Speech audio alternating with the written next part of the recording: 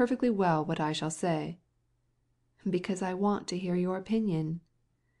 "My opinion is simply this," replied Levin, "that table tipping proves that so‐called cultivated society is scarcely more advanced than the muzhiks. They believe in the evil eye, in casting lots, in sorceries, while we—" "That means that you don't believe in it?" "I cannot believe in it, countess." "But if I myself have seen these things—" "The peasant women also say that they have seen the domovoi." "Then you think that I do not tell the truth?" And she broke into an unpleasant laugh. "But no, Masha, Konstantin Dmitrievitch simply says that he cannot believe in spiritism," said Kitty, blushing for Levin, and Levin understood her, and, growing still more irritated, was about to reply. But Vronsky instantly came to the rescue, and with a gentle smile brought back the conversation, which threatened to go beyond the bounds of politeness. "Do you not admit at all the possibility of it being true?" he asked. "Why not? We willingly admit the existence of electricity, which we do not understand. Why should there not exist a new force, as yet unknown, which—" "When electricity was discovered," interrupted Levin eagerly, "only its phenomena had been seen, and it was not known what produced them, or whence they arose. And centuries passed before people dreamed of making application of it. Spiritualists, on the other hand, have begun by making tables write, and by summoning spirits to them, and it is only afterward they begin to say it is an unknown force."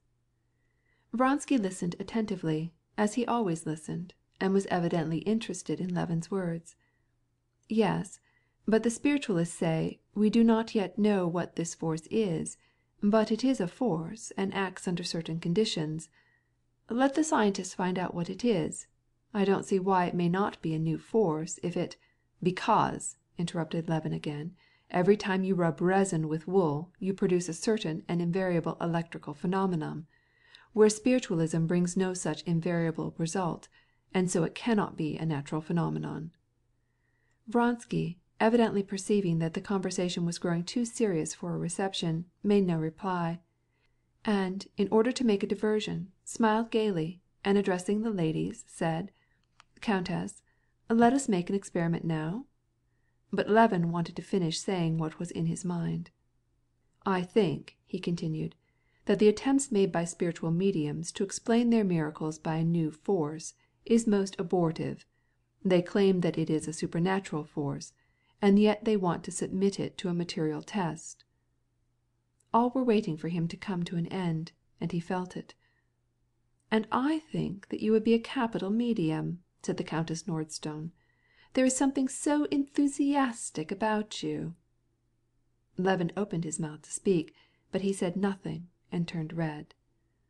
"Come, let us give the tables a trial," said Vronsky. "With your permission, princess." And Vronsky rose and looked for a small table. Kitty was standing by a table, and her eyes met Levin's. Her whole soul pitied him, because she felt that she was the cause of his pain. Her look said, "Forgive me, if you can. I am so happy."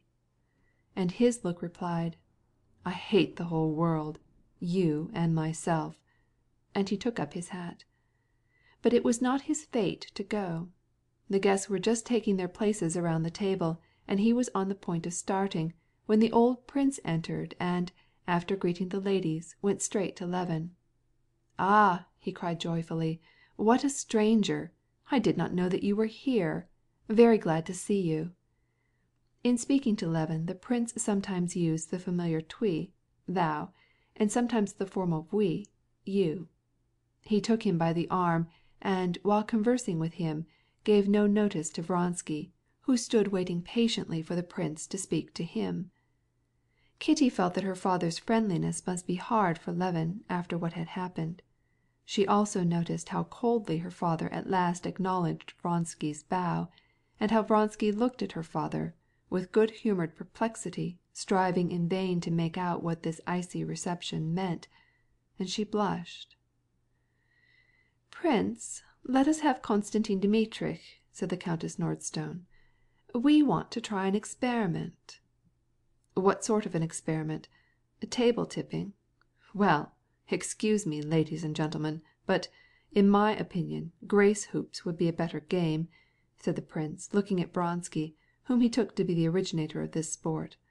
"At least there's some sense in grace hoops."